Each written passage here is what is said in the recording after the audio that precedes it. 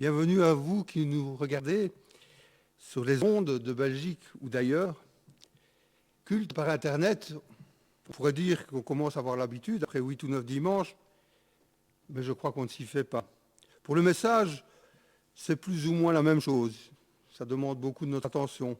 Mais pour la communion fraternelle, oh là là, que ça manque, le toucher, de pouvoir parler avec les frères et sœurs. Et pour le chant, difficile de s'exalter devant une télévision, devant une tablette.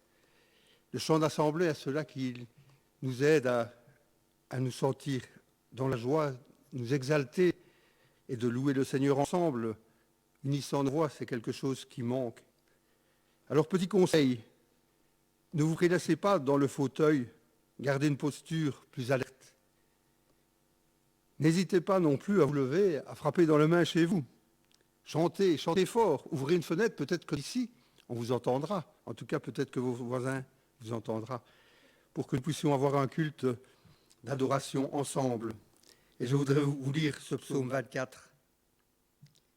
À l'Éternel, la terre et ce qui la remplit, le monde et ceux qui l'habitent, car c'est lui qui l'a fondé sur les mers et affermi sur les fleuves. Qui montera à la montagne de l'Éternel? Qui s'élèvera jusqu'à son lieu saint? Celui qui a les mains innocentes et le cœur pur, celui qui ne livre pas son âme aux choses vaines et qui ne jure pas pour tromper. Il obtiendra la bénédiction de l'Éternel, la justice du Dieu de son salut. Telle est la génération de ceux qui le cherchent, de ceux qui cherchent ta face de Jacob. Porte, élevez vos linteaux, élevez-vous, portails éternels, que le roi de gloire fasse son entrée. Qui est ce roi de gloire? L'Éternel, le fort et le héros, l'Éternel, le héros de la guerre. Porte, élevez vos linteaux, élevez-vous-les, portails éternels, que le roi de gloire fasse son entrée. Qui donc est ce roi de gloire? L'Éternel des armées, c'est lui le roi de gloire. Alors, élevons les linteaux de porte de notre cœur et louons le Seigneur et son oint, Jésus-Christ. Ce premier chant qui le dit d'ailleurs, louons-le.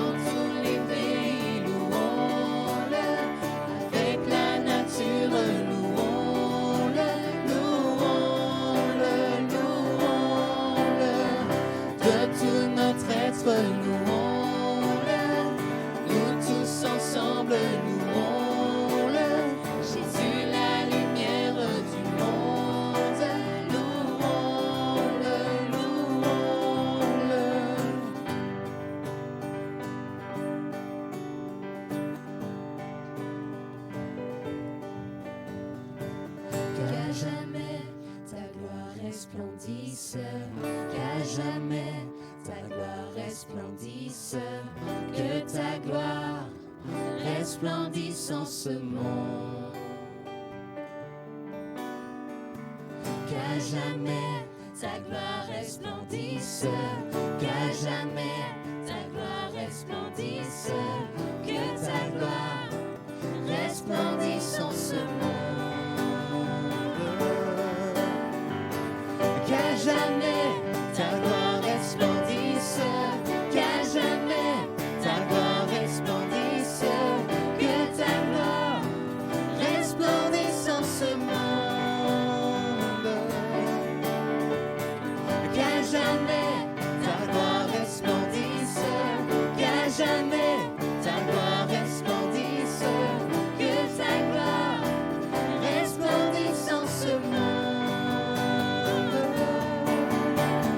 Par la musique louons-le, dans tous les pays louons-le, avec la nature louons-le, louons-le, louons-le, de tout notre être louons-le, nous tous ensemble louons-le, Jésus la lumière du monde, louons-le, louons-le.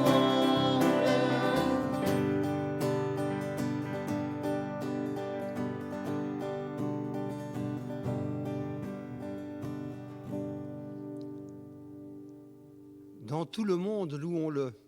Et nous faisons signe à nos amis du Rwanda qui nous regardent. Et je sais que partout en Belgique et partout ailleurs, on loue le Seigneur. On le loue par ce qu'il est, par ce qu'il a fait. Et un de mes textes favoris se trouve dans Colossiens 1, à partir du verset 12, qui dit « Avec joie, rendez grâce au Père qui vous a rendu capable d'avoir part à l'héritage des saints dans la lumière. Il nous a délivrés du pouvoir des ténèbres et nous a transportés dans le royaume de son Fils bien-aimé, en qui nous avons la rédemption, le pardon des péchés. » Et j'aime bien le temps employé. Il n'emploie pas un temps futur, c'est déjà acquis. Il nous a transportés dans le royaume de son Fils bien-aimé, en qui nous avons la rédemption, le pardon des péchés. Tout ça par la grâce de Dieu. Chantons Sola Gratia.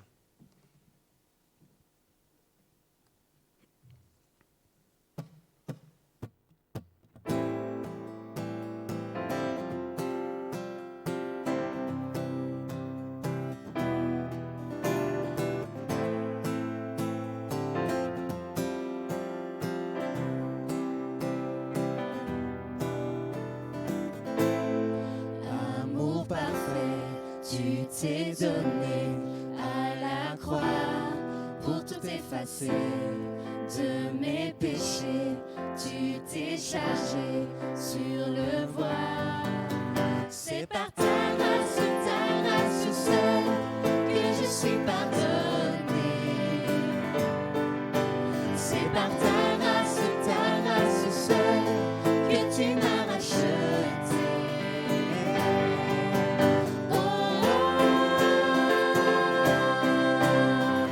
Merci pour la croix, ton amour pour moi. Ta grâce ne faillit pas.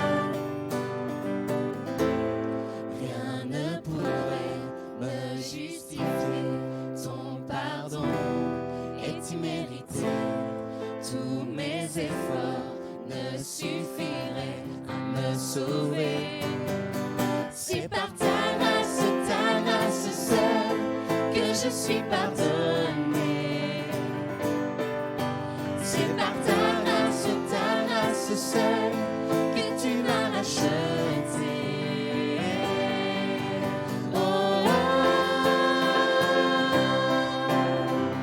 Merci pour la croix, ton amour pour moi.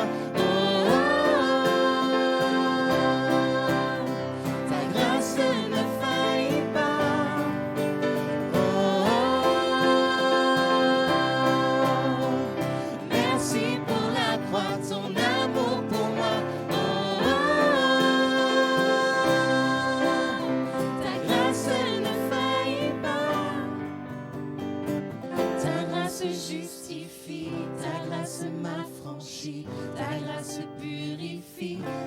grâce m'offre la vie, ta grâce m'a sauvé, ta grâce a pardonné, ta grâce m'a comblé, ta grâce m'a libéré, ta grâce justifie, ta grâce m'a franchi, ta grâce purifie, ta grâce m'offre la vie, ta grâce m'a sauvé, ta grâce a pardonné, ta grâce m'a comblé, ta grâce Encore une m'a fois. libéré, ta grâce justifie, ta grâce m'a franchi, ta grâce purifie, ta grâce m'offre la vie, ta grâce m'a sauvé, ta grâce a pardonné, ta grâce m'a comblé, ta grâce m'a libéré.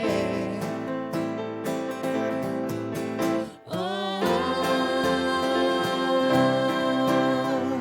merci pour la croix, ton amour pour moi. Oh, ta grâce ne faillit pas. Oh, merci pour la croix, ton amour pour moi. Oh, ta grâce ne faillit pas.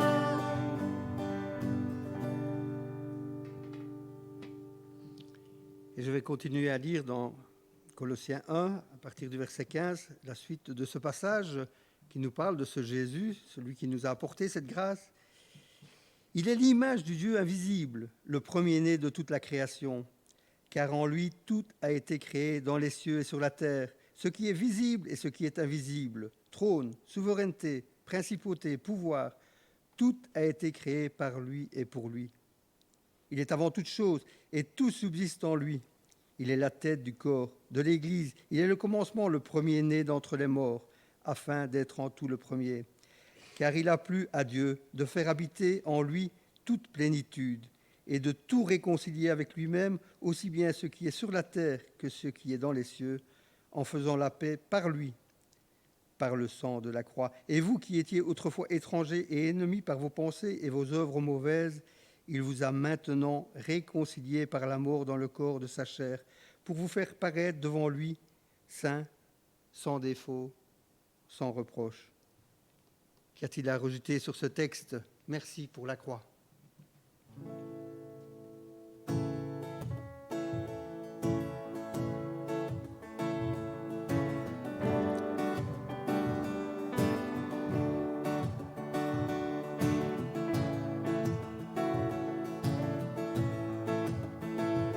Merci pour la croix, pour le prix payé, car tu t'es donné sans rien retenir.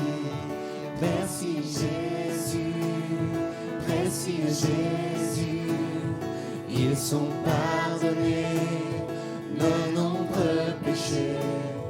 Couverts par ton sang, ils sont oubliés. Merci Jésus, merci Jésus, à toi mon amour, tout mon cœur Seigneur. Je ne comprendrai jamais pourquoi tu m'aimes. Tu es mon bonheur, ma suprême joie.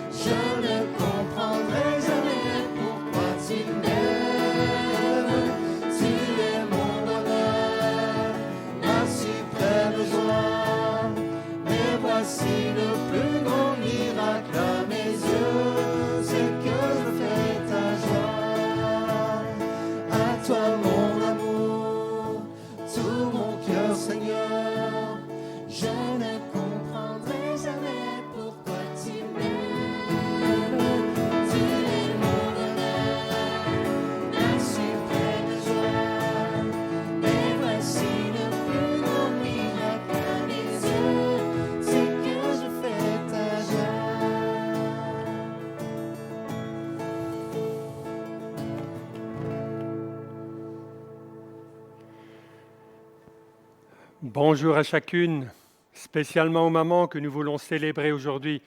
Merci cependant de nous avoir conduits dans la présence de celui qui est notre Père. Et nous voulons spécialement le remercier et nous centrer sur lui. Mais aujourd'hui, c'est la fête des mères et nous allons certainement réfléchir à ce que les mamans ont à nous dire. Il y avait cette jeune maman, elle l'était depuis peu, et elle promenait sa poussette XXL, parce qu'elle était maman de faux jumeaux, dans la rue, fièrement paradant ses enfants. Une connaissance l'accoste et après les premières conversations, combien pesait-il, combien mesurait-il, elle demande et comment s'appelle-t-il?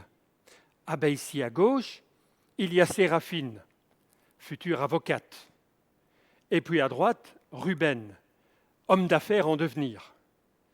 Voilà une maman, une dame qui avait de l'ambition et déjà un plan carrière pour ses enfants.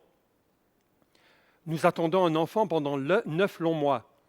Et enfin, elle débarque avec des opportunités, du potentiel et des risques. À sa naissance, il suscite beaucoup d'enthousiasme, beaucoup d'espoir, mais des questions et des appréhensions. Aura-t-il bon caractère?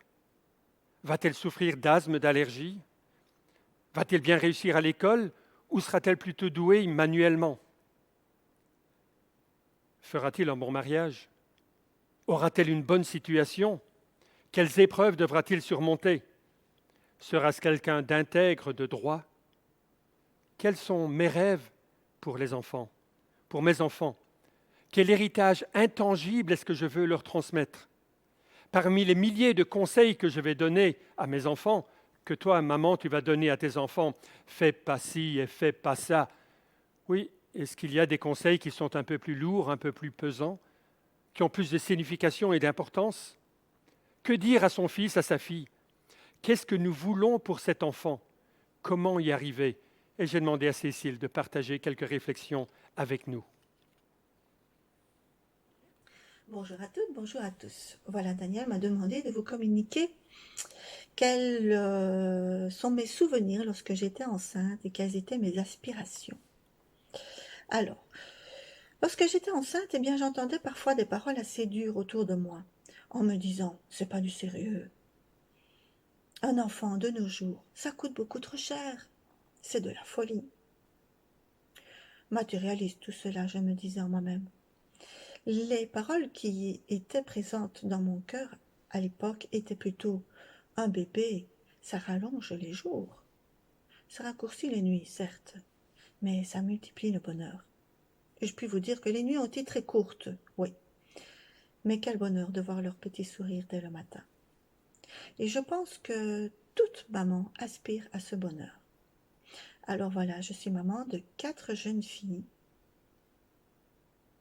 4 filles totalement différentes. 4 filles qui ont été élevées de la même manière.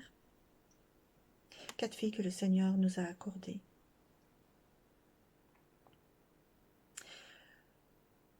Mon souhait le plus cher au fond de moi-même était qu'elles rencontrent le Seigneur, qu'elles le connaissent elles-mêmes et qu'elles découvrent le bonheur en Jésus-Christ. Et c'était primordial pour moi de leur communiquer de leur jeune âge la parole de Dieu. Tout comme le livre de Deutéronome au chapitre 6 le dit. Je vous en lis quelques versets. « Tu aimeras l'Éternel ton Dieu de tout ton cœur, de toute ton âme, de toute ta force.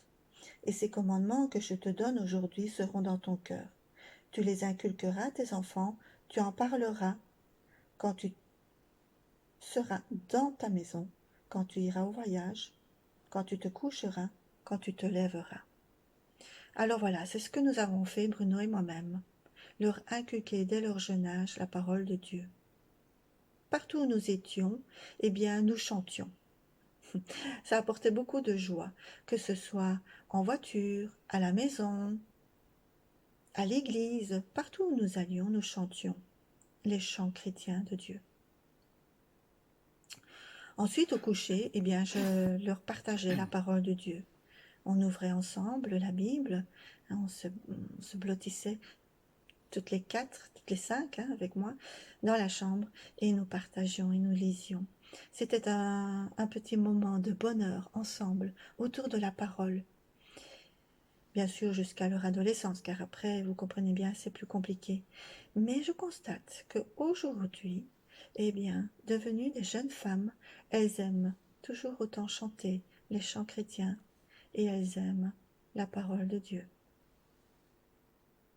Et maintenant que je suis grand-mère, eh oui, eh bien, mes petits bouts de chou qui ont entre 2 et 4 ans, eh bien, c'est un bonheur de voir maintenant qu'ils aiment prier et qu'ils essayent de chanter les louanges de Dieu.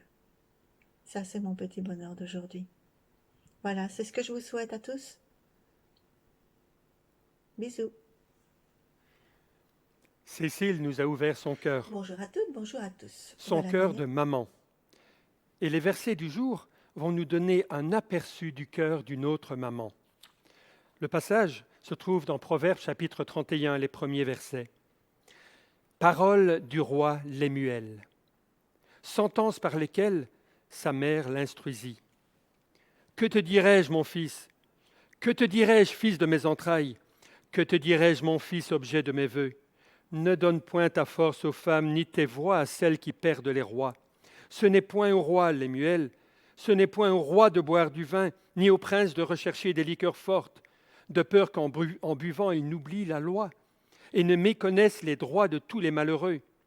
Donnez des liqueurs fortes à celui qui périt, et du vin à celui qui a de l'amertume dans l'âme, qu'il boive et oublie sa pauvreté, et qu'il ne se souvienne plus de ses peines. Ouvre ta bouche pour le muet, pour la cause de tous les délaissés. Ouvre ta bouche, juge avec justice et défends le malheureux et l'indigent. La maman de Lemuel lui donne 3 mandats. Ils viennent du cœur d'une maman. Permettez-moi aujourd'hui d'être un peu le porte-parole des mamans, à l'instar de la maman de Lemuel. Mais ne vous tracassez pas, il y en aura pour les mamans et pour tout le monde, pour les papas, pour les enfants, pour les grands, les adultes, les adolescents. Il y a matière à réfléchir pour chacun. La première chose, maman a dit de préserver sa pureté. Ne donne point ta force aux femmes, ni tes voix à celles qui perdent les rois. Nous voyons là un passage qui est assez parallèle à celui de Paul à Timothée quand il lui disait « Fuis les passions de la jeunesse et recherche la justice, la foi, la charité et la paix. » La pureté sexuelle est un thème qui traverse toute la Bible depuis la Genèse jusqu'à l'Apocalypse. Un thème qui est primordial dans la pensée de Dieu et fait partie du manuel d'utilisation de l'être humain. Déjà dans le Jardin d'Éden, Dieu avait dit « C'est pourquoi l'homme quittera son père et sa mère, s'attachera à sa femme, et les deux deviendront une seule chair. Garde-toi, mon fils, pour celle qui sera ta femme. Préserve-toi pour celle qui est ta femme. Garde-toi, ma fille, pour celui que Dieu a prévu et veut te donner comme mari. » À l'époque, les rois les puissants jouissaient de harem.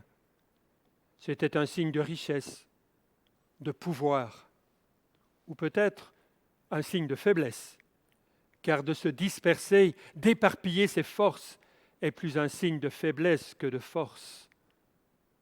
Un homme, une femme pour la vie. S'écarter du plan de Dieu, c'est chercher les problèmes, s'éloigner de la voie de Dieu pour suivre celle des femmes dont parle la maman de Lemuel. C'est amoindrir le potentiel de notre vie, c'est laisser s'effriter le potentiel de satisfaction, d'entente, de jouissance dans le couple. C'est courtiser le désastre, flirter avec la déception, courir après la désillusion. Sa virginité, que l'on soit un homme ou qu'on soit une femme, on ne peut la donner qu'une seule fois. Il est vrai qu'on peut la voler, mais on ne peut la donner qu'une seule fois.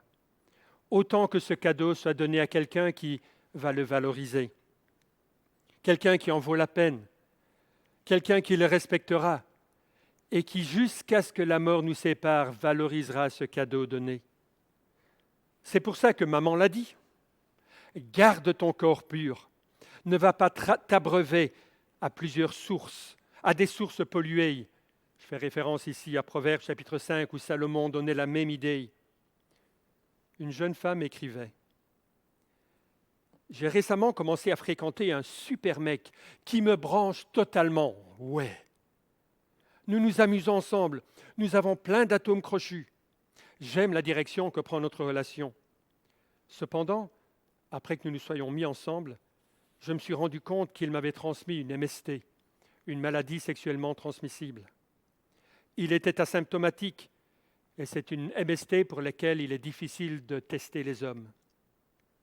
Nous avions tous les deux été testés avant d'avoir des rapports, mais bientôt j'ai commencé à avoir des symptômes et c'était une déception douloureuse.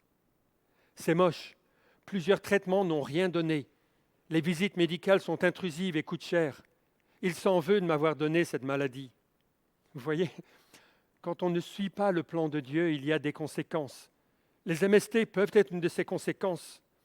Aux États-Unis, je suis désolé de prendre une statistique qui vient de là-bas, mais c'est difficile d'obtenir des statistiques d'ici, en Belgique. C'est comme si on préfère que nous ne sachions pas ce qui se passe dans ces domaines. Il est indiqué qu'une personne sur 4 va souffrir du HPV. Une personne sur 4 est atteinte du papillomavirus.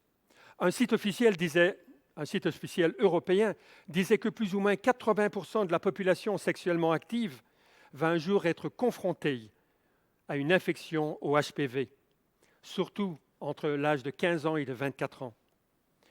Plus d'1 million de nouveaux cas de maladies sexuellement transmissibles sont comptabilisés de par le monde chaque jour. C'est incroyable, n'est-ce pas? Un chiffre qui démontre que les responsables de la santé mondiale n'ont réalisé, durant les 5 dernières années, que d'infimes progrès pour infléchir la courbe. Selon le docteur Peter Salama de l'OMS, l'Organisation mondiale de la santé, il dit « Nous observons une absence de progrès pour arrêter l'expansion des maladies sexuellement transmissibles mondialement. » Rien qu'en 2016, il y a eu 376 millions de nouveaux cas de chlamyde, de gonorrhée, de trichomonas, de syphilis pour les gens entre 15 et 49 ans. Des milliards sont dépensés. Des efforts colossaux sont entrepris, alors qu'il y a un moyen simple, sûr et gratuit. Suivez le conseil de maman. Un homme, une femme pour la vie. Le plus sûr moyen d'endiguer la pandémie de MST qui submerge notre monde. Et ça ne coûte rien. Mais ça rapporte tellement de bonheur. Nous pourrions, en quelques années, en une génération, éradiquer les MST par une approche très simple. Un homme, une femme pour la vie. Garde ton corps pur, garde ton cœur pur, garde tes pensées pures, dit maman. Oh, je me souviens de Cathy O'Connor. Son mari était venu il y a bien des années, il travaillait avec nous sur le projet bâtiment, et nous avions rendu visite là-bas aux États-Unis. Myriam était d'ailleurs tombée dans les pommes un des jours où nous étions là, et c'est son fils qui l'avait traité, son fils qui était médecin. Et alors qu'on parlait, elle nous racontait son départ à l'université. Il se préparait à partir pour l'UNIF et sa mère l'a pris en aparté et lui a dit « Voilà, tu vas à l'université pour devenir médecin. Alors mon garçon, tu te concentres sur ces études et tu gardes ta braillette fermée. » Ah, l'humour d'une maman, tout à fait dans la tradition d'une autre maman, la maman de Lemuel. Combien d'hommes, de femmes n'ont pas tout perdu pour avoir suivi une passion brûlante? Je ne parle pas d'amour, car l'amour c'est autre chose, mais ça ce sera un autre message. Ne suis pas la voix de ces femmes. Elles t'éloigneront de Dieu. Mais ce n'est pas seulement garder son corps pur, garder son cœur pur, c'est aussi garder ses pensées et sa mémoire pure. C'est pour ça que Job avait dit « J'avais fait un vœu avec mes yeux, j'avais fait un pacte avec mes yeux, je n'aurais pas arrêté mon regard sur une vierge. » C'est un combat pour toutes les mamans que d'essayer de garder les yeux et la banque de mémoire de ses enfants purs. Oh, je me souviens de ma maman, ça fait des années, 50 d'années probablement. On regardait un film et s'il y avait une scène un peu osée, vite, elle changeait. Ou alors, si elle ne trouvait pas la télécommande, elle se mettait devant la TV pour qu'on ne puisse pas voir cette image un peu osée.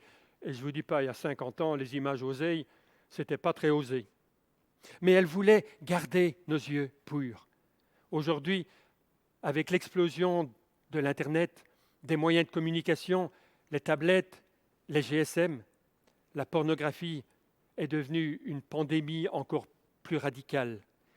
Et la tâche de garder ces yeux purs est de plus en plus difficile pour les garçons et pour les filles, pour les hommes et pour les femmes, car aujourd'hui nous approchons de la parité, même pour la pornographie.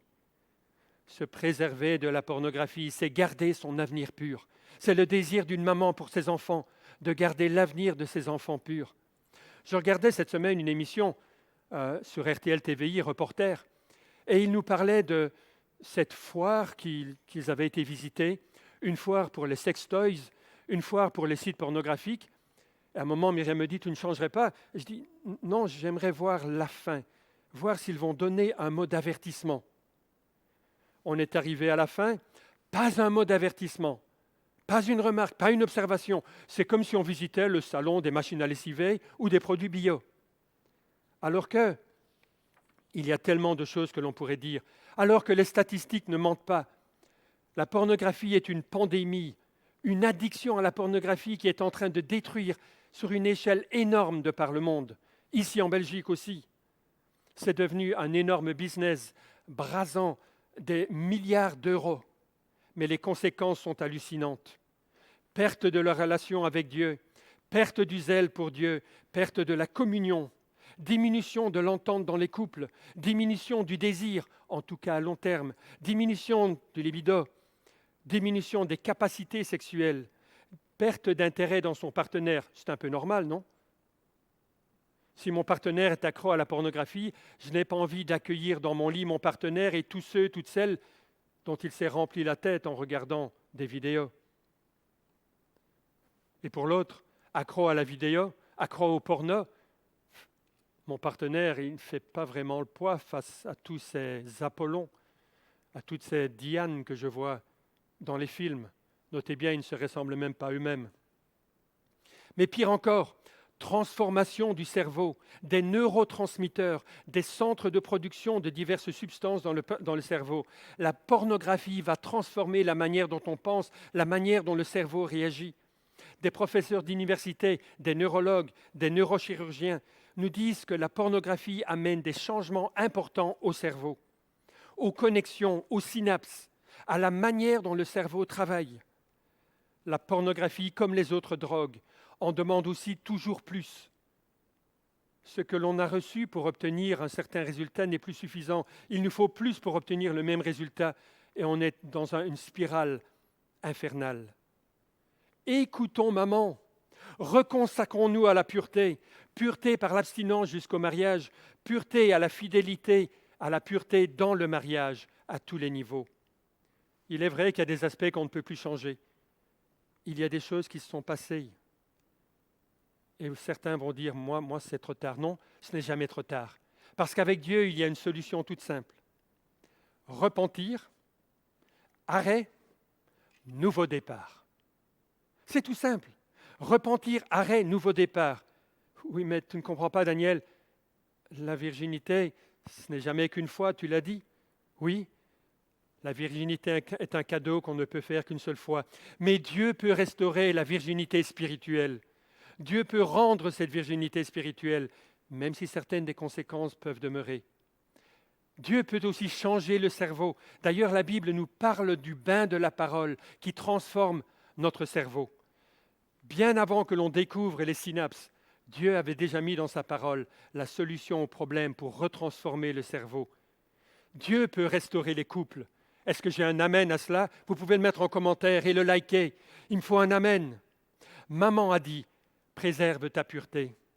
Maman a dit aussi, préserve ta vision, ta clarté de pensée. Ce n'est point au roi, Lemuel, ce n'est point au roi de boire du vin, ni au grand de désirer les boissons fortes, de peur qu'il ne boive, il n'oublie le statut et ne fasse fléchir le jugement de tous les fils de l'affliction. Donnez de la boisson forte à celui qui va périr, et du vin à ceux qui ont de l'amertume dans le cœur, c'est quasiment un anesthésiant. Qu'ils boivent et qu'ils oublient leur pauvreté et ne se souviennent plus de leur peine. Maman a dit, fais gaffe au vin et aux boissons enivrantes. L'alcool et par extension toutes les autres substances qui altèrent le jugement, la perception, mettent un masque sur la réalité, mais ne la changent pas. Ces substances vendent de l'illusion et sapent nos capacités à gérer la réalité. Dans l'énorme majorité des cas, passé le moment d'euphorie, le moment où on plane, que peuvent nous apporter les pétards, les drogues multiples, les opioïdes, les excès d'alcool, les chichas et les autres pipes à weed? Après, on atterrit, on revient dans la réalité et elle est encore plus triste qu'avant. C'est comme de prendre un dafalgan pour un mal de dents. Une fois que s'estompent les effets du dafalgan, la rage de dents, elle est toujours là. Il faut un dentiste. Qu'est-ce que le diable ne va pas inventer, ne va pas essayer de nous fourguer pour nous empêcher de trouver la force, de trouver la joie en Christ, de faire confiance à Jésus-Christ, de le voir pour changer nos situations, de recevoir de lui la force de tout surmonter. Est-ce que j'ai un amen là aussi? En jetant un voile sur nos pensées, sur notre perception de toutes les choses, ces choses qui altèrent temporairement notre perception et vont nous éloigner du Seigneur. Elles nous fournissent de l'apparence, du mirage, de l'illusion, réduisent nos capacités à faire confiance au Seigneur, à voir clairement la situation. On pourrait lire Ésaïe chapitre 28, versets 7 et 8, mais le temps, on va lire Ésaïe chapitre 5, verset 22. « Malheur à ceux qui ont de la bravoure pour boire du vin et de la vaillance pour mêler des liqueurs fortes. » J'aimais bien cet autre traducteur, il disait ceci. « Malheur à ceux qui sont des champions pour boire, des virtuoses pour préparer des boissons corsées. » Voyez la suite du passage, le verset 23-24, qui indique les conséquences. Perte de repères, perte de justice. Dieu va à contre-courant de la mentalité d'aujourd'hui. La culture nous dit que celui qui a la descente facile, qui sait encaisser shot après shot, est un vrai, un dur, un costaud. Mais Dieu dit qu'il est faible, parce qu'il ne sait pas se contrôler.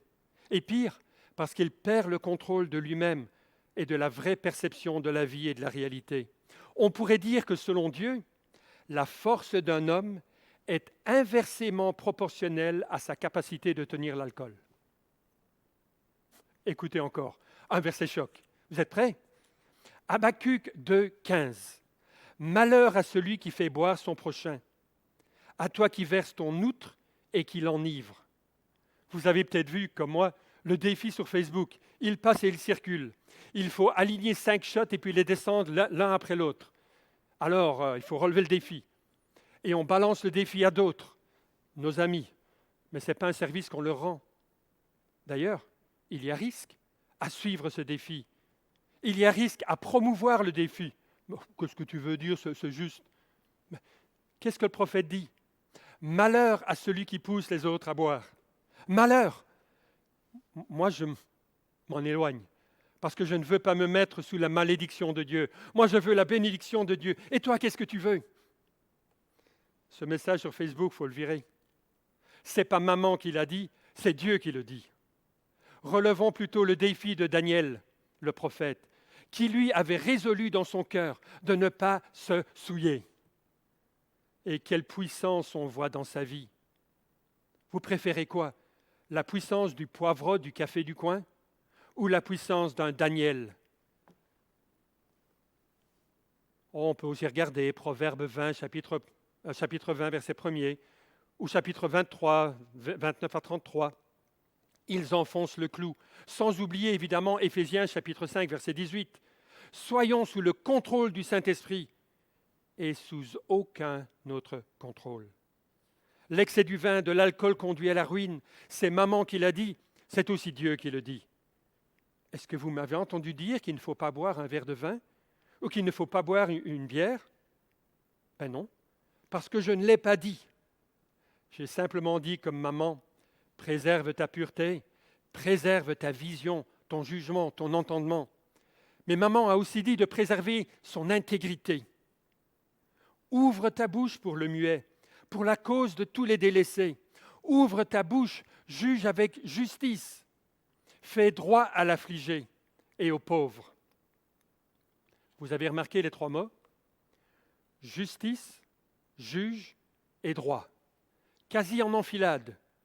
La force que Dieu t'a donnée, ô Lémuel, tu dois bien l'utiliser.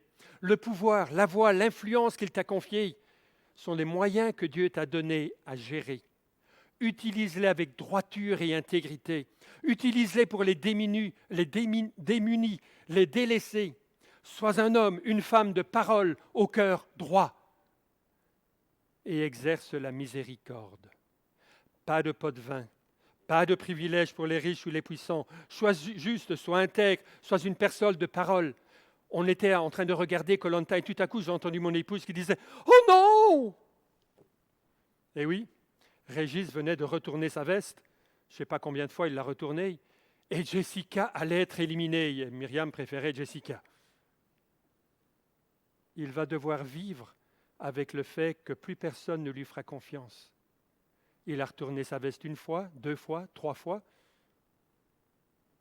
Pas un homme de parole. Maman dit, sois une personne de parole, d'intégrité. C'est vrai que la maman de Lemuel parle à un roi, mais cela vaut pour chacun d'entre nous, et c'est le conseil d'une maman spirituelle à ses enfants. Sois juste, que ton oui soit oui, que ton non soit non. Et montre la miséricorde. Ah, j'aime bien cette alliance, la dureté de l'intégrité alliée à la souplesse de la miséricorde. Maman dit de préserver la pureté, la vision et l'intégrité. Maman dit aussi de préserver son cœur. Et les lecteurs attentifs disent « Mais où t'as vu ça dans le texte ?» J'y arrive. Revenons au versets 1 et 2. Parole du roi Lemuel, sentence par lesquelles sa mère l'instruisit. Que te dirai-je, mon fils? Que te dirai-je, fils de mes entrailles? Que te dirai-je, mon fils, objet de mes vœux? Lemuel, comme Agur au chapitre 30, est inconnu. On ne connaît rien à leur sujet. Certains commentateurs pensent, moyennant un petit changement de ponctuation que l'on pourrait traduire, parole du roi Lemuel, roi de Massa, instruction de sa mère. McCain note que Massa aurait été une tribu au nord, une tribu arabe. Et d'ailleurs, il y a plusieurs formulations dans le texte du début du chapitre 31 qui ont une connotation arabe. Lemuel aurait été un païen qui se serait tourné vers Dieu, peut-être, probablement sous l'influence de sa maman. Nous connaissons un fait important. Le nom Lemuel veut dire « qui appartient à Dieu ». De toute évidence, ses parents, en tout cas sa maman, avaient compris l'importance de consacrer leur enfant à Dieu. Et ils avaient donné un nom approprié. Horreur, j'entends aujourd'hui qu'il y a des parents qui appellent leur enfant Corona ou Covid. Mais où ont-ils la tête? On va donner un nom de malheur, de malédiction à son enfant. Pourquoi ne pas prendre un nom qui a un sens, qui est prophétique? 3 fois, la maman va poser une question. Quoi, mon fils? Et quoi, fils de mon ventre, de mon sein? Et quoi, fils de mes vœux?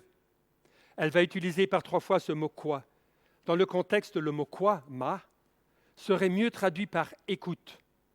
Cela donnerait « écoute, mon fils, écoute, fils de mon sein, écoute, fils de mes vœux. » Ah, mon fils, il y a une chaleur spéciale quand on dit « mon fils ». J'aime adresser Joël et Timothée et de pouvoir leur dire « mon fils ». Mon garçon. J'aime adresser Michael, Elisabeth, Rebecca en leur disant « ma fille ». Cela dénote une relation, une chaleur. Fils de mon ventre, fils de mon sein. Et là, nous les hommes, on est c'est un peu plus difficile pour nous.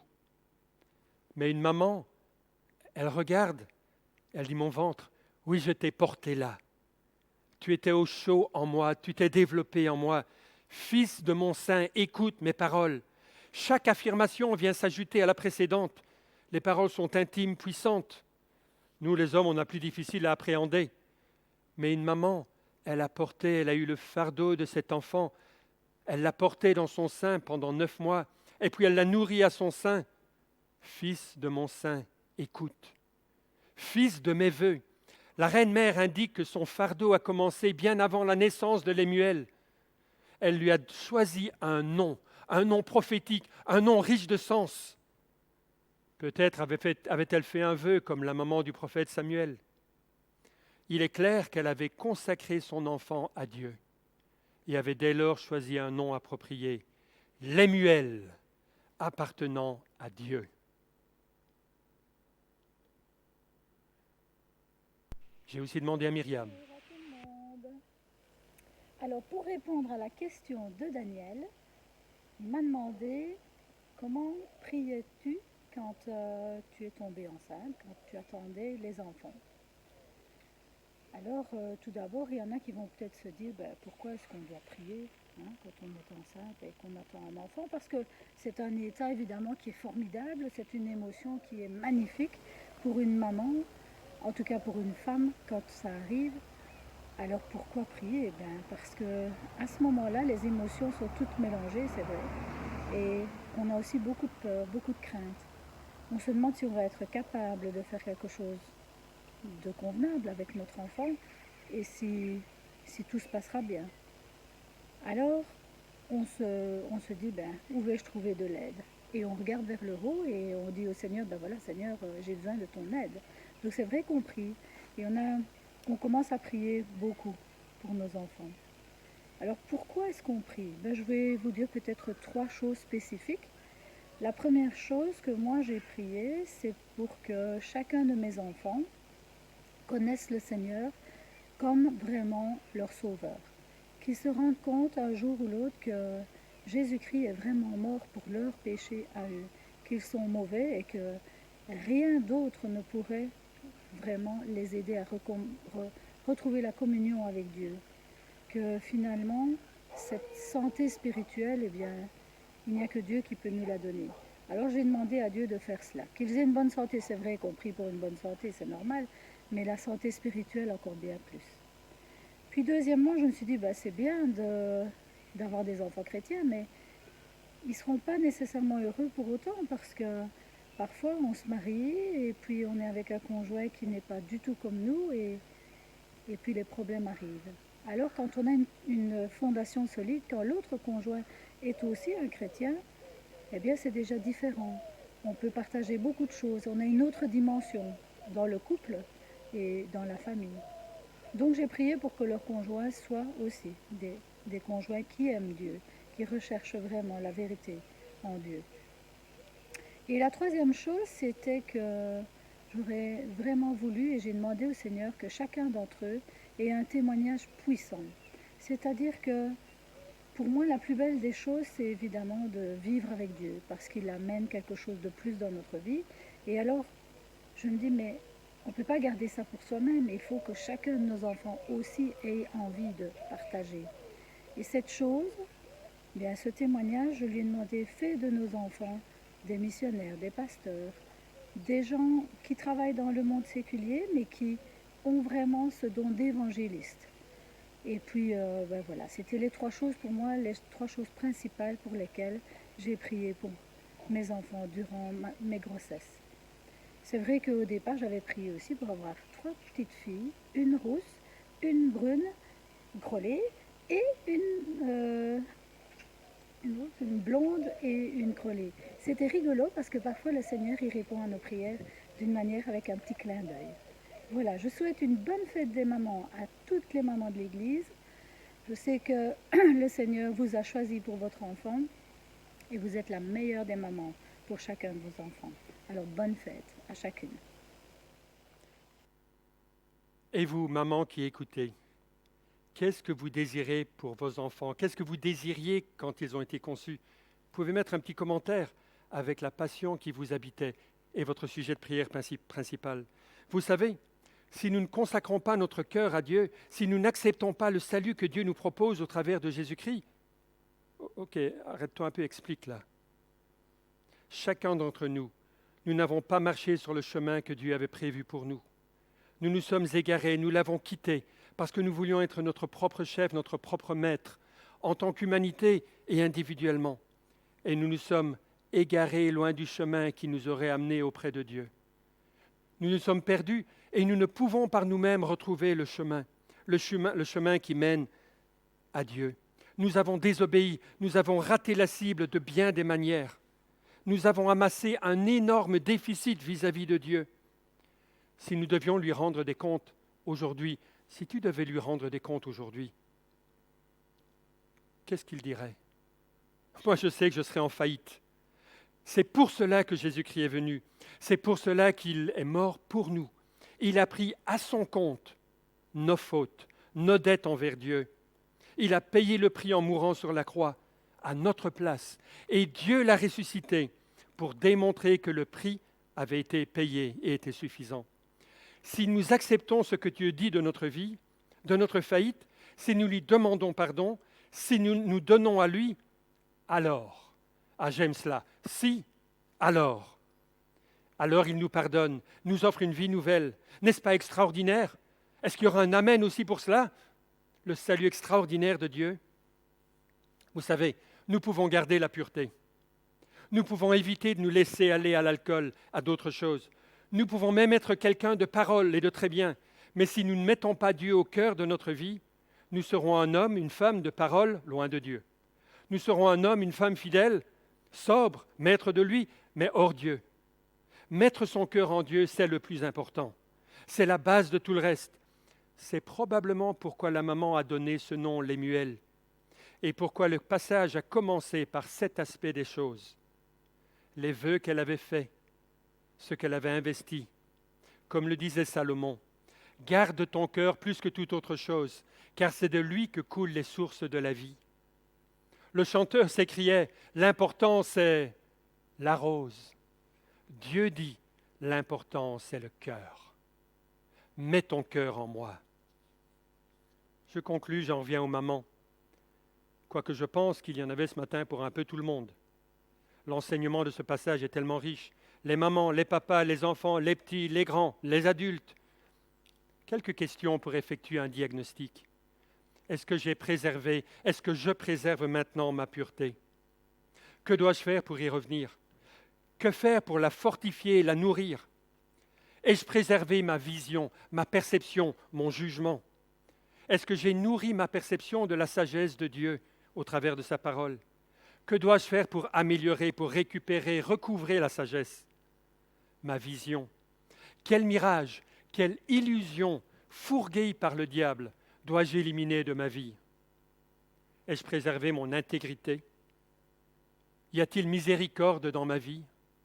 Que dois-je faire pour recouvrer ces choses? Ai-je donné ma vie à Jésus-Christ? Tu peux le faire là où tu es.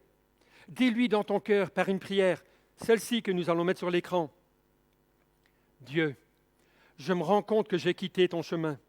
Je reconnais que je me suis égaré loin de toi et que ma dette envers toi est tellement énorme que je ne saurai jamais la payer. Je mets ma foi en Jésus, lui qui est mort à ma place. Pardonne-moi en raison du sacrifice de Jésus sur la croix. Je crois en Jésus, je te demande de pardonner mes péchés. Je te donne ma vie et te demande de me remplir de ton Saint-Esprit. Je veux te servir jusqu'à ma mort, pour le reste de ma vie, dans le nom de Jésus. Amen. Si tu as fait cette prière, Dieu l'a entendu. Il te pardonne, il fait de toi un de ses enfants. Si tu as fait cette prière, envoie-moi un message en privé à l'adresse qui apparaît maintenant sur l'écran. Pourquoi? Parce que je pourrais prier pour toi. Et je pourrais te donner quelques conseils pour cette nouvelle vie que tu as commencée en tant qu'enfant de Dieu, de personnes appartenant, consacrées à Dieu. Je conclus. Maman, papa, et je sais que vous avez fait le transfert, réfléchissons un peu à l'héritage que nous voulons transmettre à nos enfants. Je ne parle pas d'argent, de maison, d'action. Non, je parle de l'héritage intangible. Je parle de foi et de valeurs. Quels sont mes désirs pour mes enfants? Quelle est ma stratégie de prière pour mes enfants? Myriam mettra en ligne cette semaine une partie de sa stratégie. Vérifiez le compte Facebook, vous verrez une autre petite vidéo. Quel est mon plan d'action, quel que soit leur âge? Et les petits-enfants dont parlait Cécile? Quel est le modèle que j'ai fourni, que j'ai mis en œuvre, que je propose? C'est bien de dire aux enfants, fais ceci, il faut le vivre. Réfléchissons à comment nous pouvons essayer de transmettre ces trois valeurs et surtout le socle, la foi en Dieu à nos enfants. Oui, mais Daniel, je ne vois plus mes enfants. Ils ne me parlent plus. J'en suis triste. J'en suis triste avec toi. Et je ne peux pas comprendre la profondeur de ta douleur. Mais je sais une chose. Tu as encore entre tes mains l'arme principale, celle dont Myriam parlait, celle dont Cécile parlait, la prière. Et cela, rien ne peut l'arrêter. Continue à prier pour tes enfants. Dieu entend, il répondra. Continue à prier pour ces choses et prie pour la réconciliation. Bonne fête à toutes les mamans. Soyez comme celle de Lemuel.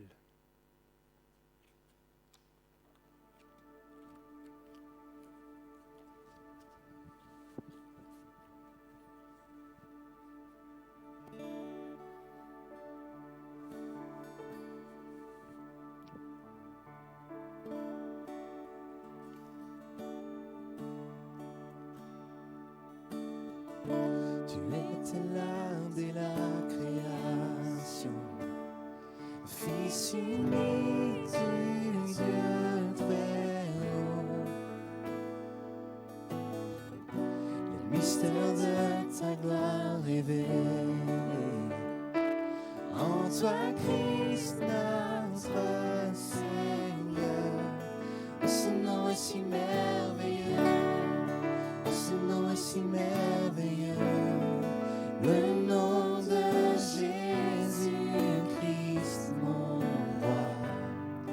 Ce nom est si merveilleux, sa beauté est sans pareil. Ce nom est si merveilleux, le nom de Jésus.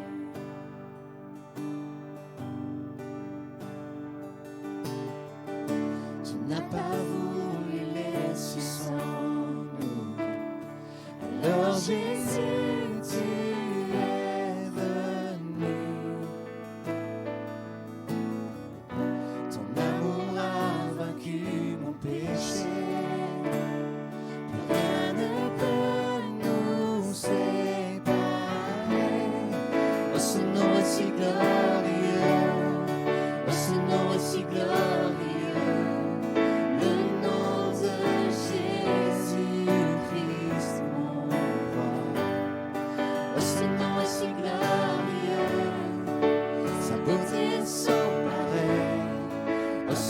Si glorieux, le nom de Jésus. Oh, ce nom est si glorieux, le nom de Jésus.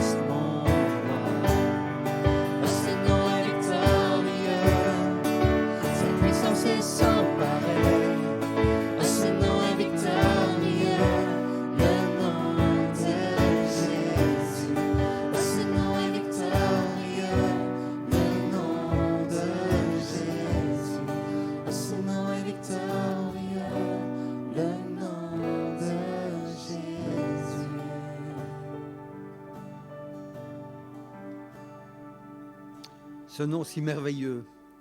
Je vais vous inviter à donner un petit devoir pour la semaine, mais de reprendre ce texte de Colossiens 1, versets 12 à 20, 22, et de souligner chaque fois que vous voyez le nom merveilleux de Jésus, un de ses attributs, quelque chose qui est extraordinaire dans notre Sauveur. Il a dit que nous sommes déjà dans le royaume de son Fils bien-aimé, virtuellement. Nous avons un avocat dans le ciel, en Jésus-Christ. Et ce Dieu, ce Jésus, peut intercéder pour nous qui sommes encore malheureusement dans ce corps corruptible. Et quand tout va mal, nous pouvons crier à lui parce que c'est le Dieu vivant. Nous pouvons crier Hosanna.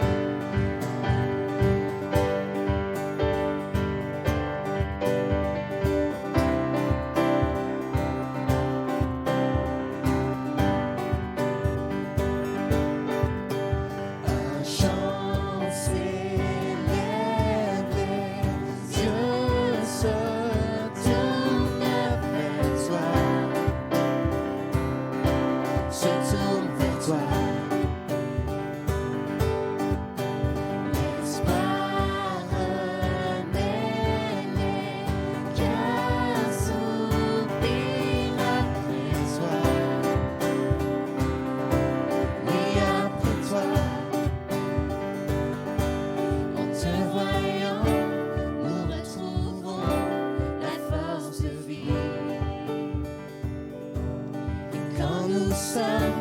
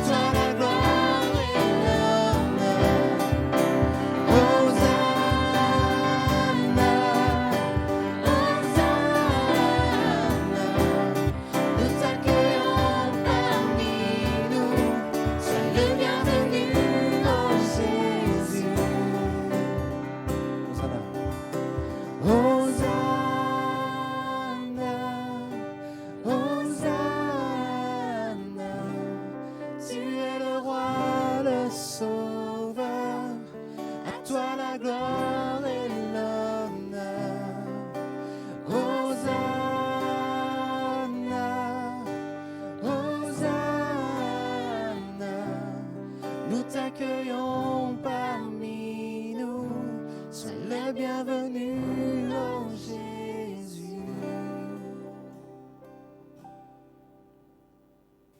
Nous arrivons déjà tout doucement à la fin de ce culte d'adoration.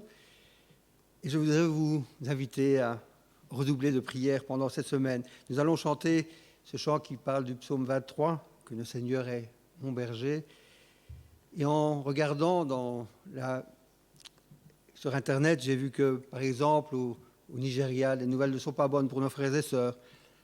Nous qui soutenons François Pedo, nous voyons aussi qu'au Burkina Faso, un pays qui est tolérant, des méchants cherchent à détruire ce pays.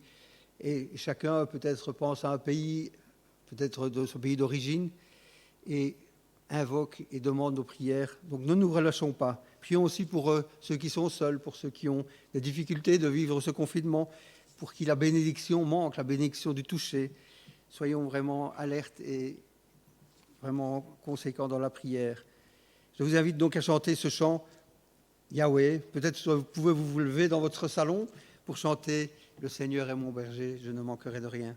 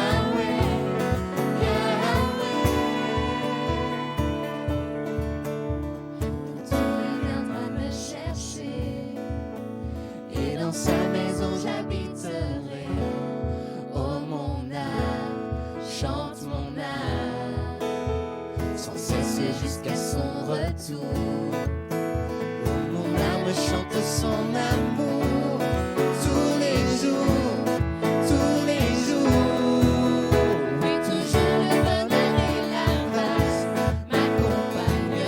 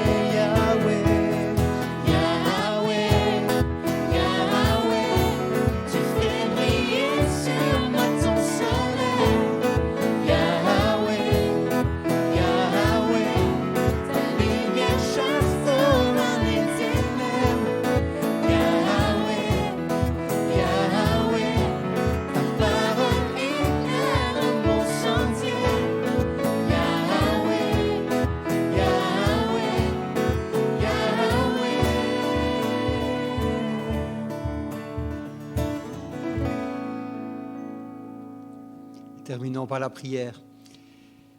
Seigneur, tes promesses sont nombreuses pour tes enfants, pour ceux qui te craignent, pour ceux qui ont choisi de t'avoir comme Seigneur et Sauveur, et nous voulons t'implorer, parce que tu nous entends, parce qu'en Jésus-Christ, notre justice, nous pouvons élever nos voix vers toi, élever nos voix pour nos frères et sœurs de par le monde qui souffrent, qui ont des difficultés, pour ceux et celles qui sont seuls dans leur maison, parce que tu es le Dieu vivant et le Dieu omniprésent qui peut vraiment bénir partout où on se trouve. Nous voulons te remettre spécialement les mamans ce jour et te demandons plus spécialement de bénir les familles, de bénir pendant ces confinements, que nous puissions être, Seigneur, loin de ton esprit pour dépasser ce confinement et vivre, Seigneur, notre vie d'enfant de Dieu. Que ton nom soit glorifié dans nos vies, Seigneur, dans le nom de Jésus. Amen. Bon dimanche à chacun.